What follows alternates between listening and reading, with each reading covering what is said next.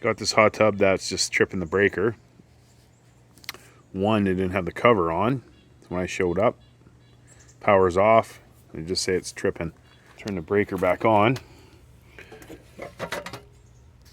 Yeah, you should have a cover on that too. That's not good.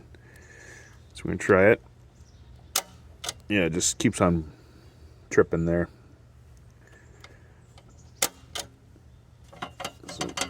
So we know that the power from the house to here is on because it's tripping here. So we got to find a spa pack, and normally it's under where the top side is. So we're going to take off this side here. I know it's there anyway, but more than likely it's going to be underneath where the top side is. So we found the spa pack, exposed it. So what you want to do is your pack might be a little different than this one, but if yours looks like this is a Balboa. This is what you want to do. You can do that with other packs too. We have to take this door off, this front door off.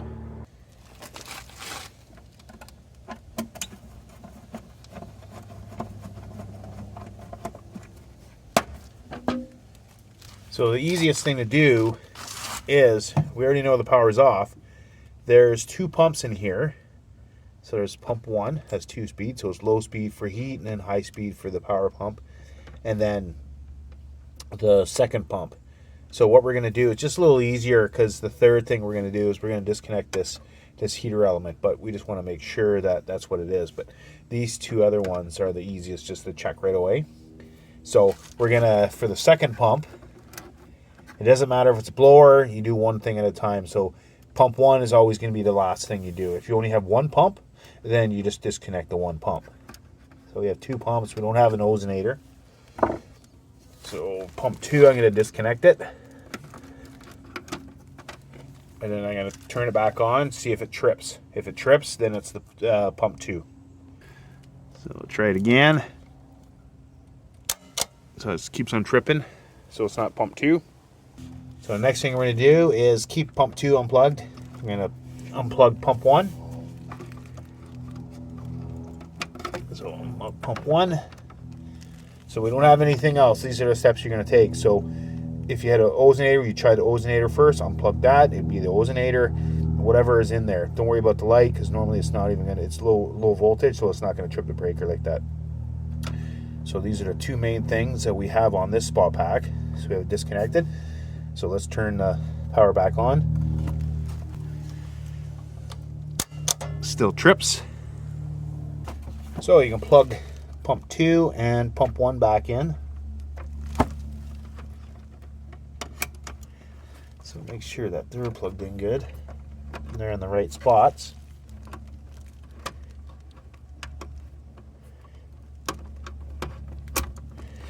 Okay, next thing we're going to do is we're going to disconnect the 2 leads to the heater element.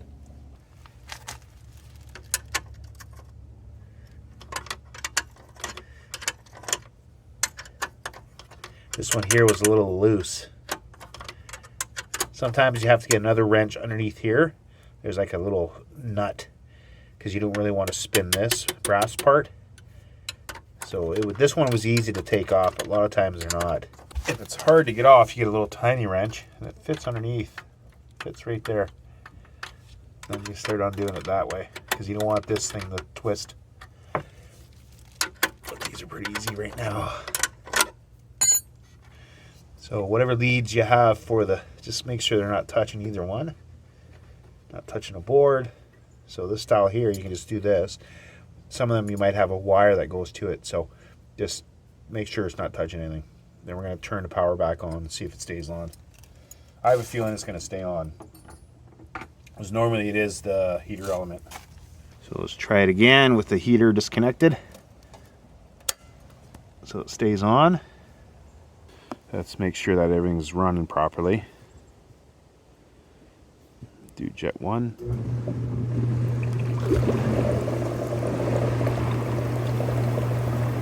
Running. Jet 2.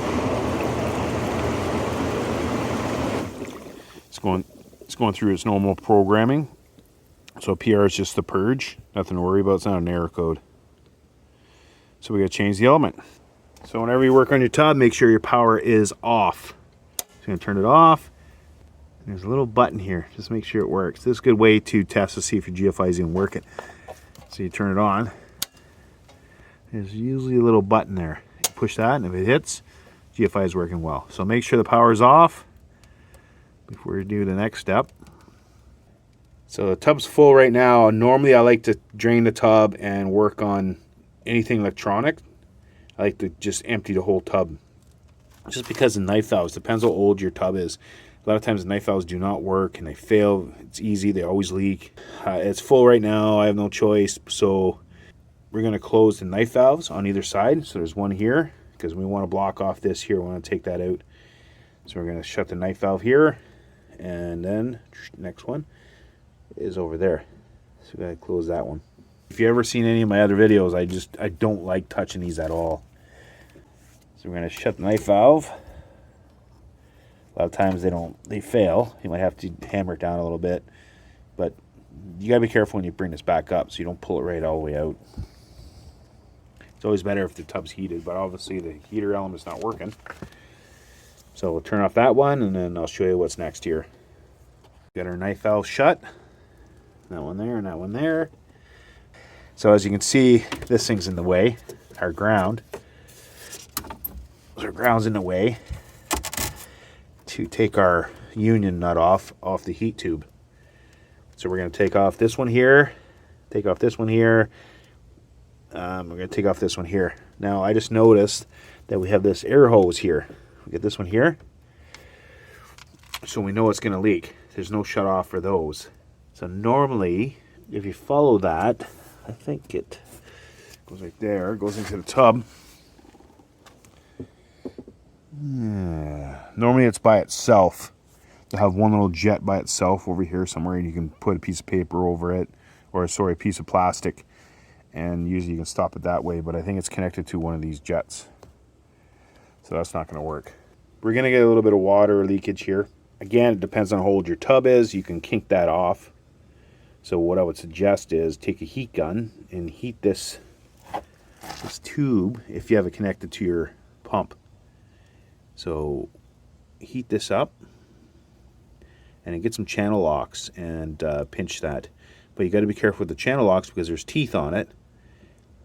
You can put tape over it or put a piece of cardboard or something like that, and then pinch it that way. Just to slow it down, you have to pinch it like 100%. As long as if it's leaking out a little bit, I wouldn't worry about it too much. We're gonna kink that off somehow, and don't pull it and yank it because it always breaks right in here, this nipple. So just don't move it the way it's sitting. Just kind of clamp it. Don't shake it. Don't do nothing. So it breaks right there. Got that kinked off. I just put some duct tape and kinked it off. Just enough. You know, you don't want to wreck. If your piping's old and it's an old tub, there's a chance. And if it's really old, just drain the tub and do the next step. Because if it's not soft, and you like again, you could try the heat gun on it if it's older stuff, like if it's kind of yellowish. Take a heat gun and if you can squeeze it, that's when you want to pinch it. If you can't, if it's hard and you can't squeeze it, then there's a chance you might break that. So make sure you heat it up, make sure you can pinch it, and then you can use that. And I just used duct tape and pinched it off. I'm gonna get a little bit of water coming through because I didn't want to pinch it 100%. So what we're gonna do is next we're gonna loosen these off a bit. Get some water. There's gonna be some water stuck in there, so get that off. Now, because this one's short right in here, this pump, I'm gonna take off the one that's in front of the pump too.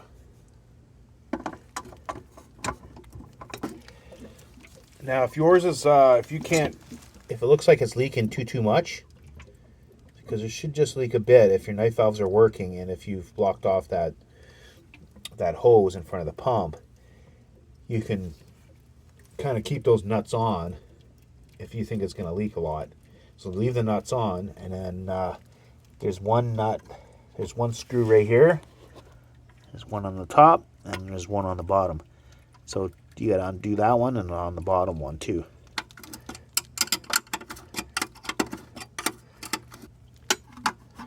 Get those loosened off. We're going to remove this sensor and then that sensor over there.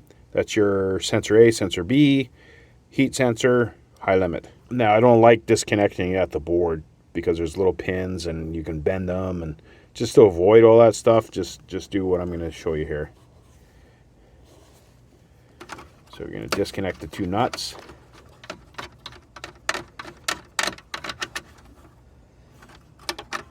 And just pull it up. Don't yank the wire from the other side, just yank up. And then when you take it off, inspect that little O-ring right there. That was cracked at all. You can replace it. You can get it. You can get these O-rings anywhere. Clean it all up, because when I did pull it out, I felt a little grittiness there. So we're going to clean all that up. And we're going to clean all this stuff up too. But make sure that this O-ring comes with it. Sometimes they get stuck on here and you can't see it. So both sides you're going to undo.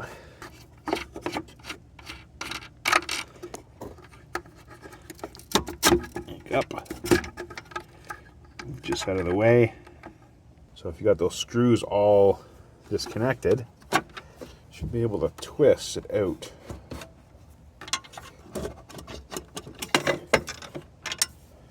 There we go.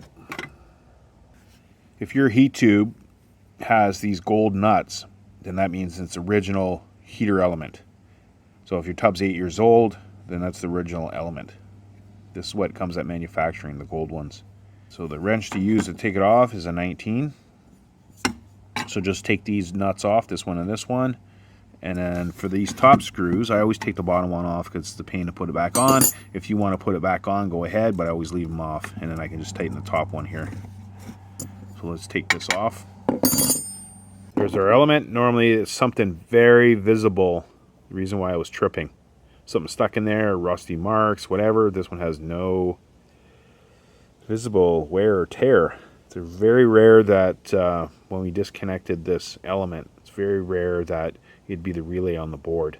So I'm hoping it's not the relay on the board. So we got to change this to figure it out.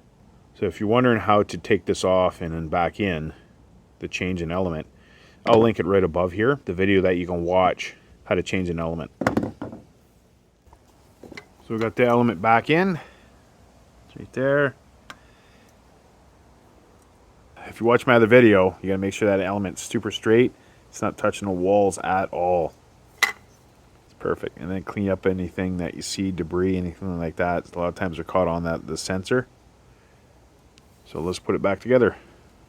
So inspect your gaskets. If it looks like the gaskets need to be replaced, replace those gaskets.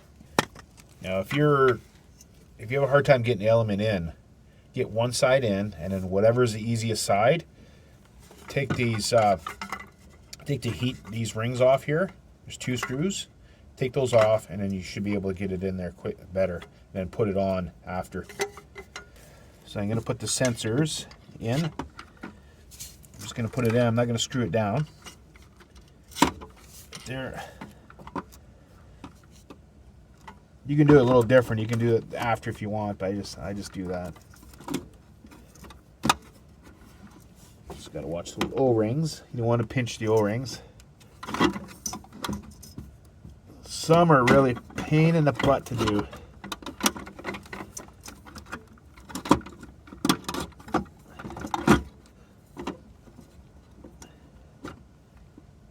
Get that in there.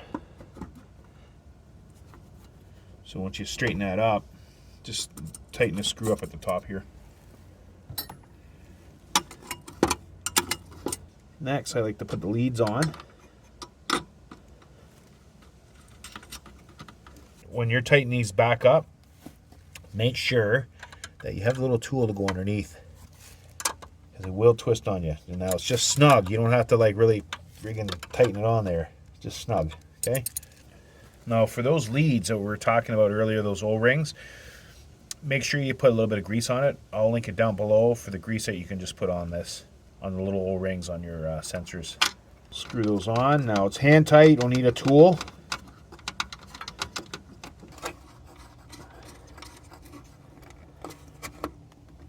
And tight. Make sure the gaskets are on again.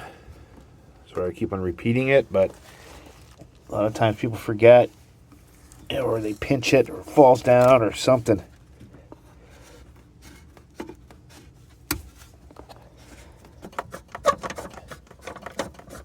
Just hand tight both sides.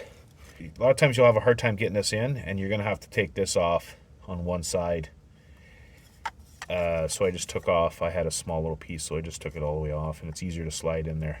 So we tighten those up. I'll link this tool down below. It's great to use if you're gonna use on your hot tub, your pool, or whatever. So we're gonna tighten those all up, just snug. You don't have to Arnold Schwarzenegger it on there. Just snug.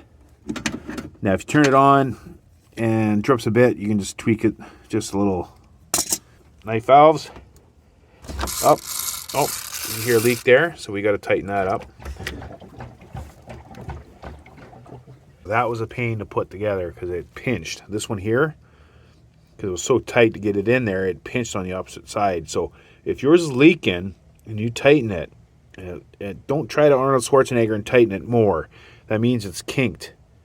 So you got to take it all apart. I had to grease it all up and just try to slide it on there so it didn't fold up on me. We're going to tighten that back up, and we're going to take off our clamp and then open up our knife valves.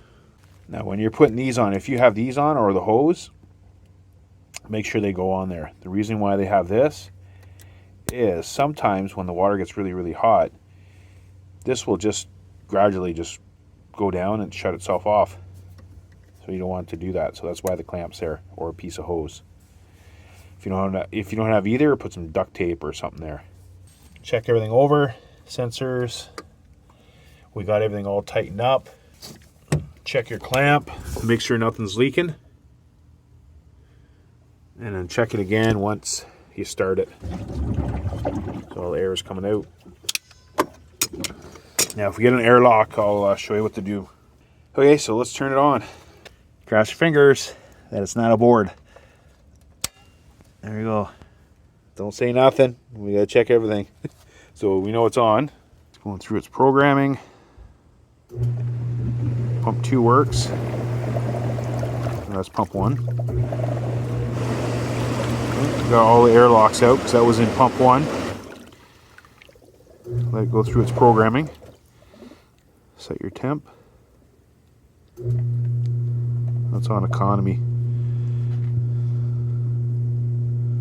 There could be many reasons why the tub will trip, but that's the steps you take for, to figure out if it's a pump or whatever.